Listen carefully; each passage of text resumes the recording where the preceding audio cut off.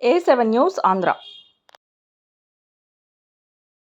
చిత్తూరు జిల్లా లింగపాలెం మండలం ఆసన్నగూడెం నుండి బాదరాల వరకు 3000 మీటర్ల పొడవు ఉన్న ప్రధాన రహదారికి చింతలపూడి ఎమ్మెల్యే సొంగ రోషన్ కుమార్ మోక్షం కలిగించారు. సుమారు 3 కోట్ల రూపాయల నిధులు మంజూరు చేయించి సీసీ రోడ్లుగా అభివృద్ధి చేస్తున్నారు. 1995లో అప్పటి వ్యవసాయ శాఖ మంత్రి కోటగిరి విద్యాధర్రావు గారు ఈ రహదారి తొలిసారిగా బీటీ రోడ్లుగా అభివృద్ధి చేశారు. తరువాత కాలంలో రహదారి పూర్తిగా పాడైపోయింది. 2000 నుంచి 2024 మధ్య రోడ్డుపై ఏర్పడిన గోతులు పూడ్చారు. కానీ రహదారిని పూర్తి స్థాయిలో అభివృద్ధి చేయలేదు. రోడ్డంతా గుంతలు, అడుగడుగునా గుంతలు.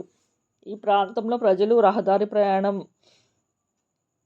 చూశారు. ప్రజలు ఈ రహదారి అభివృద్ధి చేయకుండా మోర్చుకున్నా కనికరించి నాథుడే కరువయ్యాడు. ఈ రహదారి వైపు కన్నెత్తి చూసిన ప్రజలు, ప్రతినిధి కానీ, జిల్లా అధికారులు కానీ ఒక్కరంటే ఒక్కరు పట్టించుకోలేదు. 2024 చింతలపూడి ఎమ్మెల్యేగా ఎన్నికైన సొంగ రోషన్ కుమార్ ఈ రహదారికి శాశ్వత పరిష్కారం చూపారు. సుమారు 3 కోట్ల రూపాయల నిధులు మంజూరు చేయించి వేల మీటర్ల పొడవున సీసీ రోడ్లు నిర్మాణం చేపట్టారు.